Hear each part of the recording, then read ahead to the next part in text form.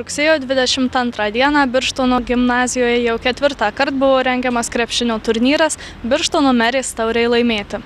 Organizatoriai džiaugiasi, kad šiemet sulaukė svečių ne tik iš nacionalinės krepšinio lygos, bet ir iš aukščiausios Lietuvoje lygos LKL.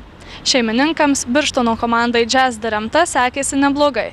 Jie 4 komandų turnyre nugalėję Jonavos sporto klubą užėmė 3. vietą.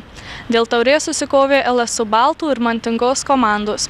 Jau pirmas kėlinys parodė, jog abi komandos rimtai kausis dėl pergalės. Įnirtingoje kovoje geriau sekėsi LSU Baltams, kurie rezultatu 84-75 laimėję varžybas įgavo teisę metams pereinamąją taurę išsivežti į Kauną. Varžybos sulaukė nemenko žiūrovų susidomėjimo bei garbiausių savivaldybės atstovų dėmesio. Šiame turnyre ir LKL komandos, viena komanda LKL, Kauno LSU Baltai ir 3 nacionalinės lygos komandos. Tai yra Marijampolės, Jonavos ir Birštono komandos. Kaip sekėsi Birštono komandai?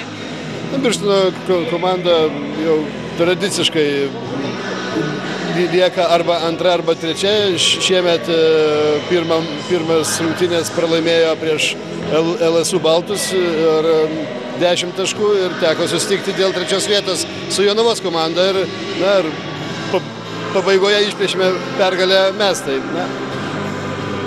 džiugu, gana smagi pergalė, jos tikrai labai reikėjo pasiruošimo procese.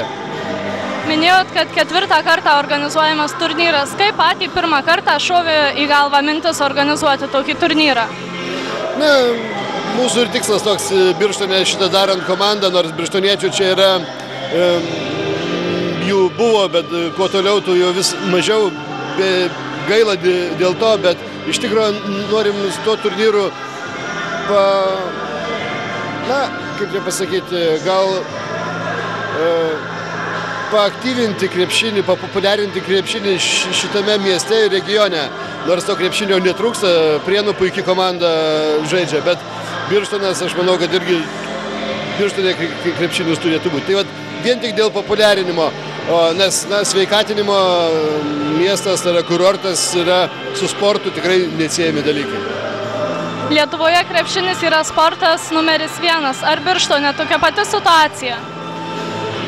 Manau, kad Birštone padarius tam tikras korekcijas jaunimo vaikų ugdyme, kuris yra dabar tikrai ne pačioj geriausioje padėtyje ir galima ją tikrai gerinti ir kartu turbūt su miesto valdžia, su sporto centru.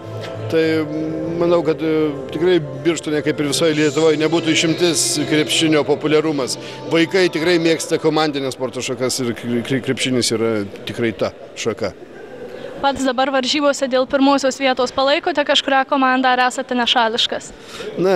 Kaip varžybų organizatoriui gal palaikyti kažko ypatingai ne, bet be abejo tikrai daug pažįstamų krepšininkų ir trenerių ir vadovų iš abiejų komandų ir dabar žaidžiančių finale.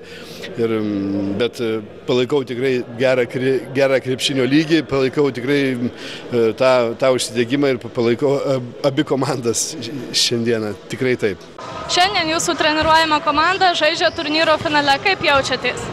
Jaučiamės normaliai. Be abejo, šitas turnyras tai yra daugiau mums reikalingas visiems žaidėjams duoti pažaisti, įgyti patirties.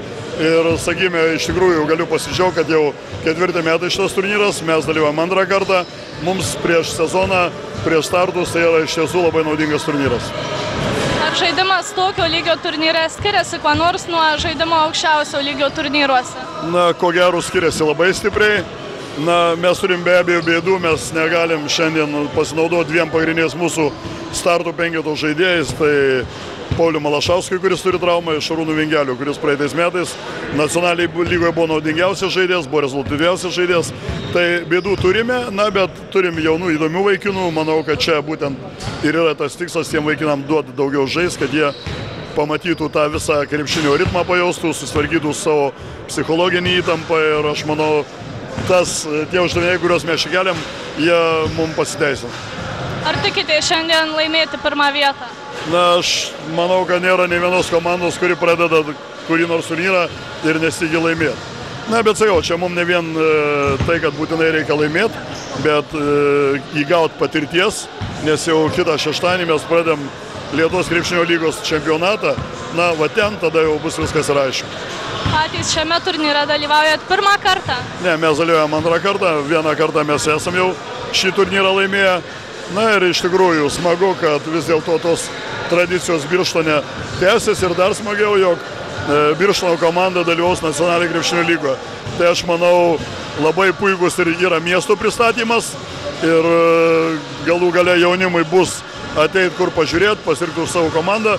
Ir šiandien mes turim turbūt visi vieną bėdą, vis dėlto gal tai yra skambus žodis, trūksta tiesiog tokio patriotizmo kiekvieną miestelį, palaikymo, nes tai yra vis tiek mano miestas, mano šalis, tai turi būti kuo puikiausias pristatymas tą, ką daro krepšininkai.